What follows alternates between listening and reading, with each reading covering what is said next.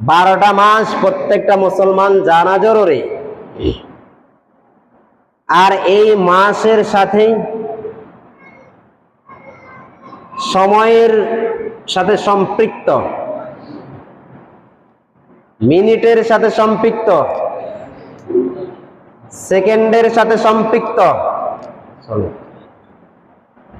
Minute, time, সময়, মাস, ঘন্টা সব কিছুর সাথে সম্পৃক্ত। মানুষের বয়সের সাথে যেমন একটা সময়ের সম্পর্ক থাকে, মিনিটের সাথে, ঘন্টার সাথে, সপ্তাহের সাথে, মাসের সাথে, বছরের সাথে সব কিছু মিলায়া 12টা মাসের সাথেই সম্পর্ক। আর এই সময়কে আল্লাহ পাক রব্বুল আলামিন এত গুরুত্ব দিয়েছেন। কেমন গুরুত্ব দিয়েছেন? যালিকা দ্বীনুল কাইয়্যিম ফালা তাযলিমু ফীহিন্না আনফুসাকুম। আল্লাহ বলেন, তোমরা তোমাদের উপর জুলুম করো না, তোমরা তোমাদের নফসকে নষ্ট করো না। কেন বলেছেন? সময়কে মূল্যায়ন করো, সময়ের সাথে তোমাদের পুরাটা ভরে সম্পর্ক। সময়টা এমন দামি, তোমরা তোমাদের উপর জুলুম করো না। যেটা আল্লাহ তাআলার পক্ষ থেকে ওয়াদা দিয়েছেন, ওই ওয়াদা অনুযায়ী তোমরা চলাফেরা করো। আল্লাহ বলেন, তুলিজুল লাইলা ফিন নাহারি ওয়া তুলিজুন নাহারা ফিল লাইল। আমি রাতকে দিন বানাই, দিনকে রাত বানাই, এটা আমার শক্তি, দুনিয়ার কারো পাওয়ার নেই। আমি দিনকে রাতে পরিণত করতে পারি, রাতকে দিনে পরিণত করতে পারি। আমি আল্লাহ ইচ্ছা করলেই পুরাটা রাত লম্বা করে টানায়া কয়েকটা বছর করে দিতে পারতাম। দুনিয়ার কোন শক্তি এখানে হাত দেওয়ার সুযোগ নেই। সময়টা কার বলেন?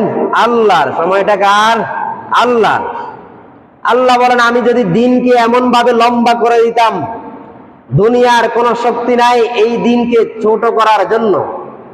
আমি দিনকে বিশাল করে টানায়া লম্বা করে দিতাম, কয়েক বছর চলে যাইতো। এই দিনকে লম্বা করা, দিনকে খাটো করা, রাত্রকে দিন বানানো আর দিনকে রাত্র বানানো একমাত্র শক্তি আল্লাহর, আর দুনিয়ার কারো শক্তি নাই। এই জন্য আল্লাহ বলেন, সময়টা আমার, তোমরা সময়কে মূল্যায়ন করো, তোমরা তোমাদের উপর নফসের উপর জুলুম করো না। অনেক সময় দেখবেন বিভিন্ন মসজিদের মধ্যেই 15 মিনিট 20 মিনিট গতান্তিক হয়ে সময়টা বেশি কেটে যায়। বিশেষ করে অনেক সময় জুমার মৌসুমে, শীতের দিন, জুমার দিন 20 মিনিট লেট হয়ে যায়। তো বিভিন্ন শ্রেণী পেশার মানুষগুলো কথা বলতে থাকি, হুজুর আজকে সময়টা বেশি খেয়ে ফেলছেন। আল্লাহ বলেন, সময় কোনো মানুষের, কোনো ব্যক্তির বাবার নয়। সময় কি আমাদের বাবার? বাবার নয়। আমাদের দাদার? দাদার নয়। সময়টা কার? আল্লাহ। তা আল্লাহর পথে সময় যদি একটু বেশি দেই, তাহলে ফায়দা কার? নিজের। দুনিয়াবি লাইনে সময় কম দাও, আখিরাতের লাইনে সময় একটু বেশি দাও, তাহলে ফায়দা তোমার হবে। আখিরাতের লাইনে যখন দুনিয়াবি মসজিদের মধ্যে মানুষগুলো যখন বসে থাকে, ওই মানুষগুলো আরামের সাথে বসে থাকে, নিট টেনশন, কোনো পেরেশানি নাই।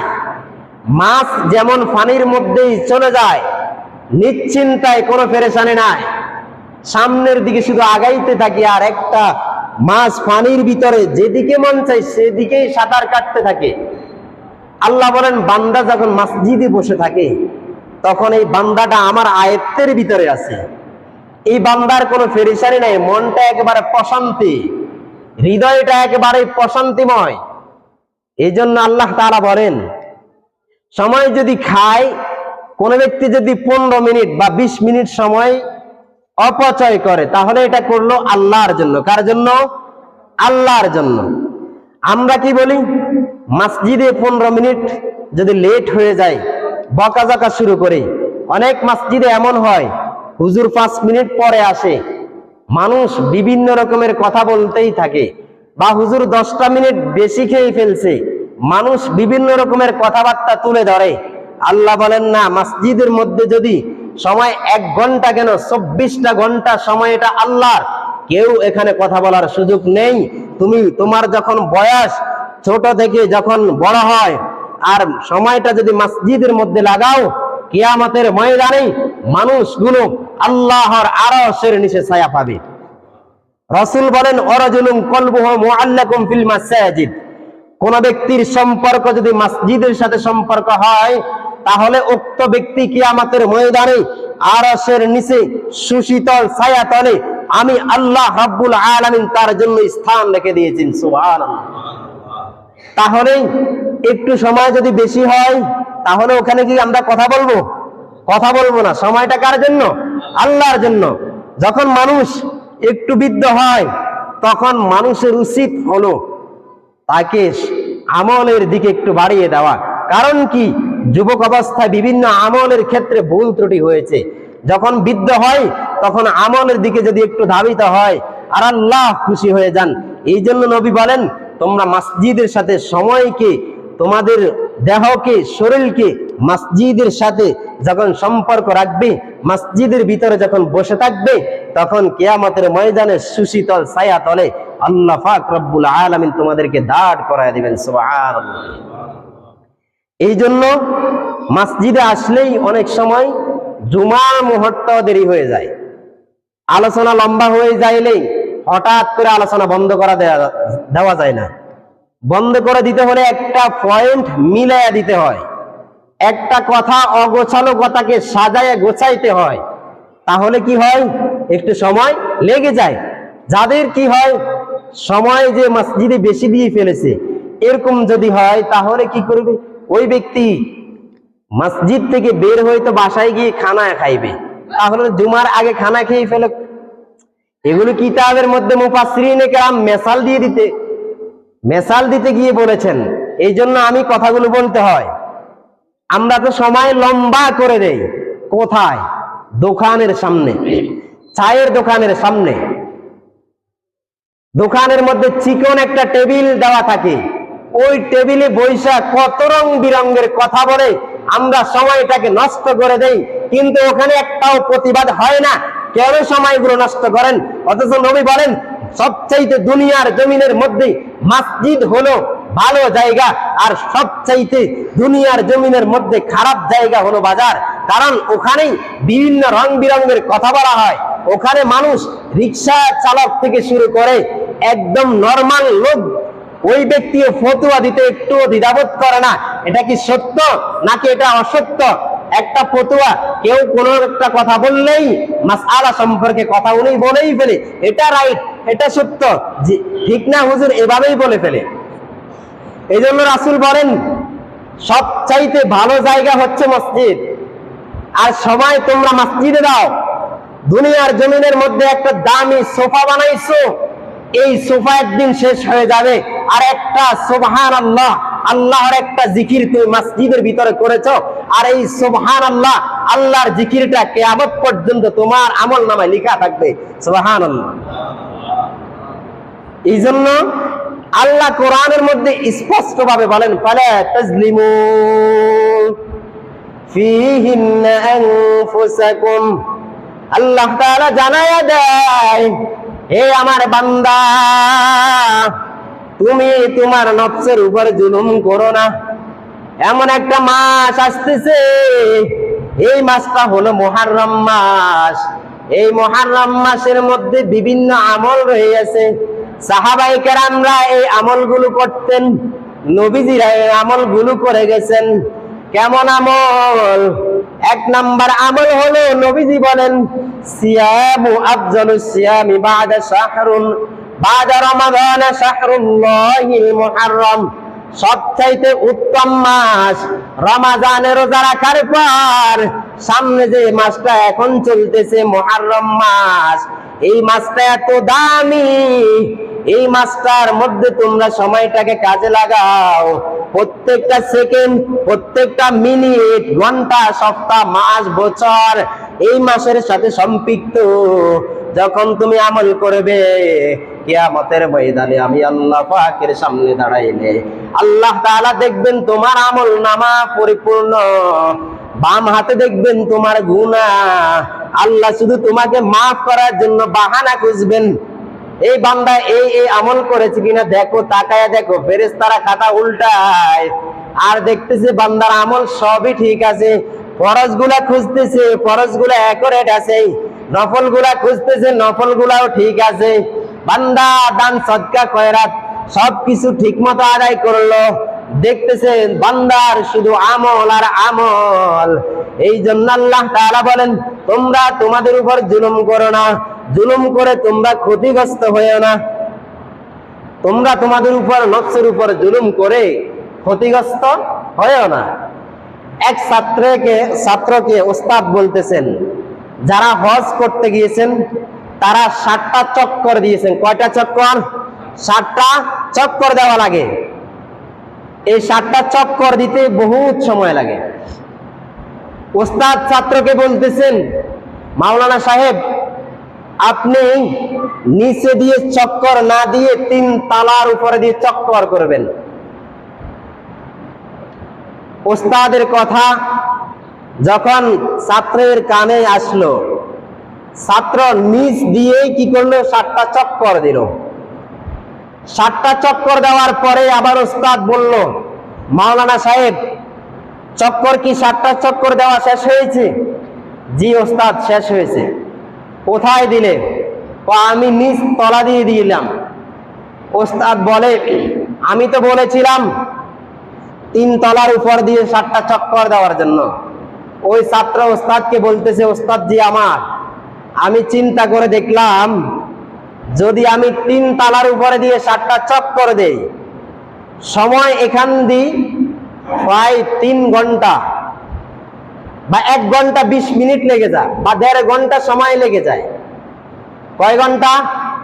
ধরেন 1.5 ঘন্টা সময় লাগে, বা 1 ঘন্টা 20 মিনিট সময় লাগে 3 তলার উপরে দিয়ে যখন 7টা চক্কর করা হয়। আর আমি যদি নিচ দিয়ে চক্করটা দেই তাহলে মাত্র 20 থেকে 25টা মিনিট লাগে। তখন ওস্তাদ বলল, মাওলানা সাহেব সময়টা কার? আল্লাহ। আল্লাহর দেওয়া সময় যদি আল্লাহর পথে দেয় 1 ঘন্টা 20 মিনিট কেন, 3 ঘন্টা 4 ঘন্টা পুরো একদিন লাগুক, সময়টা কার? আল্লাহ। তাহলে এটা আল্লাহর জন্য দিয়েছেন।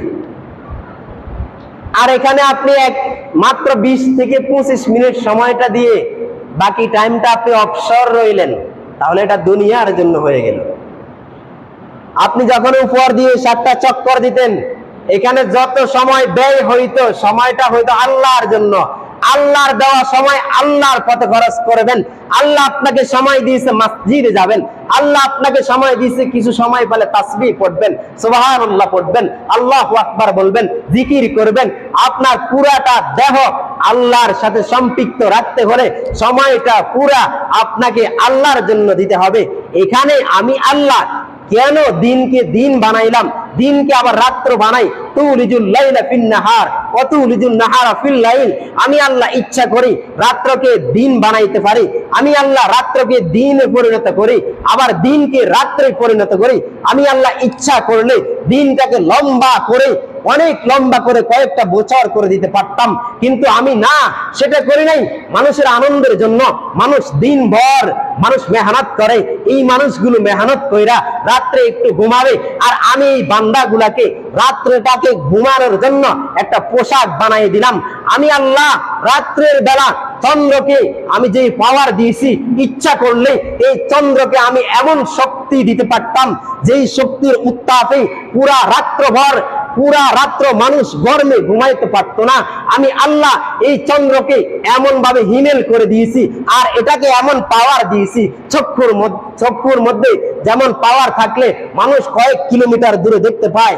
আমি আল্লাহ এই চন্দ্রকে এমন আলো দিয়েছি, মানুষগুলো দিনের বেলা কষ্ট কইরা রাতের বেলা ঘুমাবে। যদি কেউ রাতের বেলা কোথাও যাতায়াত করে, ওই চন্দ্রের আলো দিয়ে খুঁজে খুঁজে খুঁজে খুঁজে সামনের দিকে আগাবে। সুবহানাল্লাহ। আমি আল্লাহ ইচ্ছা করলেই যে সূর্য দিনের বেলা দিয়েছি এটার তাপ এমন ভাবে করতে পারতাম একটা মানুষও দুনিয়ার জমিনে বেঁচে থাকতে পারতো না। কিয়ামতের ময়দানে তো আমি আল্লাহ এক হাত সূর্যকে নিয়ে আসব, ওই সময় মানুষগুলো কিভাবে তার মাথার মগজগুলো টকবক করতে থাকবে।